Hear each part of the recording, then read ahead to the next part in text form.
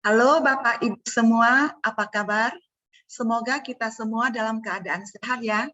Nah, perkenalkan nama saya Junipi, mahasiswa STAB Nalanda, Magister Pendidikan Keagamaan Buddha. Hari ini saya akan sharing satu topik tentang pengukuran implementasi kebijakan pendidikan. Nah, kebijakan pada hakikatnya berkenaan dengan gagasan pengaturan organisasi menggunakan pola formal yang sama-sama diterima pemerintah ataupun lembaga terkait, sehingga semua pihak berusaha mengejar tercapainya tujuan yang ditetapkan. Nah, Bapak Ibu, sebelum kita masuk ke dalam topik utama, mari kita coba ulang kembali pengertian implementasi kebijakan pendidikan. Implementasi secara etimologis artinya melaksanakan sesuatu. Kemudian kebijakan adalah rangkaian konsep dan ajas yang menjadi dasar pelaksanaan. Kemudian pendidikan adalah pembelajaran, pengetahuan, dan keterampilan. Menurut Muhammad Zuhamdi Dawarizo, 2008, implementasi kebijakan merupakan tahapan bersifat praktis berbeda dengan formulasi rumusan masalah atau perumusan kebijakan sebagai tahapan yang bersifat teoritis. Nah, kriteria pengukuran keberhasilan implementasi kebijakan pendidikan mencapai tujuan didasarkan pada 3 aspek, yaitu yang pertama, tingkat kepatuhan birokrasi pendidikan terhadap birokrasi yang lebih tinggi di atasnya, atau tingkatan birokrasi pendidikan sebagaimana sudah diatur dalam undang-undang. Kemudian yang kedua adalah kelancaran rutinitas dan tidak adanya masalah yang dihadapi. Yang ketiga adalah dampak ataupun manfaat yang dikehendaki dari program pendidikan yang dilaksanakan secara terarah.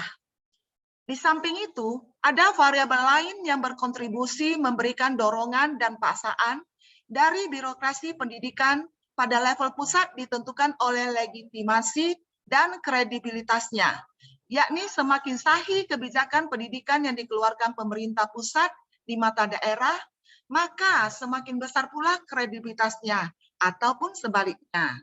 Selain kriteria pengukuran terhadap implementasi kebijakan di atas, perlu juga dipahami hubungan dan atau pengaruh antara implementasi kebijakan dengan faktor lainnya. Nah, hal ini selaras dengan pemikiran dari Van Meter dan Van Horn dalam genre 1980, bahwa terdapat beberapa variabel yang saling berhubungan dalam keberhasilan implementasi kebijakan yang meliputi beberapa hal, yaitu nomor 1 adalah ukuran dan tujuan kebijakan. Yang kedua adalah sumber kebijakan. Dan ketiga adalah ciri sifat dan karakteristik badan ataupun instansi pelaksana kebijakan. Yang keempat adalah komunikasi kegiatan antar organisasi terkait. Yang kelima adalah sikap para pelaksana. Dan keenam adalah lingkungan ekonomi, sosial, dan politik. Selain itu, Replay 1986 ada menjelaskan beberapa indikator untuk menilai kualitas policy output, yaitu yang pertama cakupan, bias, akses, frekuensi, service, delivery, ataupun ketepatan layanan, akuntabilitas, dan kesesuaian program dengan kebutuhan. Indikator policy outcomes digunakan untuk mengukur hasil implementasi suatu kebijakan. Hasil atau dampak kebijakan pada dasarnya berkaitan dengan perubahan kondisi masyarakat yang menjadi kelompok sasaran kebijakan atau program, yaitu dari kondisi awal yang tidak dikehendaki, ya kita lihat contohnya kemiskinan, kondisi kesehatan yang buruk. Nah, menuju kondisi baru yang lebih dikehendaki, yaitu lebih sejahtera maupun lebih sehat. Ada tiga indikator policy outcome menurut Purwanto dan Sulistyatuti, yaitu yang pertama adalah initial outcome. Nah, initial outcome atau hasil awal dari keluaran kebijakan. Yang kedua adalah intermediate outcome atau hasil jangka menengah. Dan yang ketiga adalah long term outcome atau hasil jangka panjang. 3 indikator tersebut mempengaruhi implementasi kebijakan. Kemudian Ada banyak faktor yang mempengaruhi implementasi kebijakan, antara lain faktor disposisi implementer dan faktor kebijakan. Disposisi implementer ini dipahami sebagai perilaku implementer yang berkenaan dengan ketersediaan implementer untuk carry out terhadap sebuah kebijakan. Disposisi implementer dapat mempengaruhi implementasi sebuah kebijakan.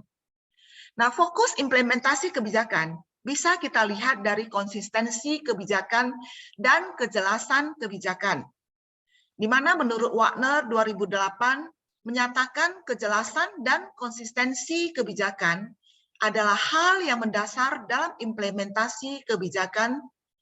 Nah, kemudian senada dengan itu, Charles dan Lawson 2006 dalam Wagner 2008 menyatakan keharusan konsistensi dan kejelasan kebijakan sebagai konsep dasar dalam implementasi kebijakan. Nah, demikian pembahasan sharing dari saya tentang pengukuran implementasi kebijakan pendidikan. Semoga apa yang telah saya sharing ini bisa bermanfaat. Terima kasih atas perhatian dari Bapak Ibu. Semoga kita tetap sehat dan ada kesempatan untuk bertemu kembali di lain waktu.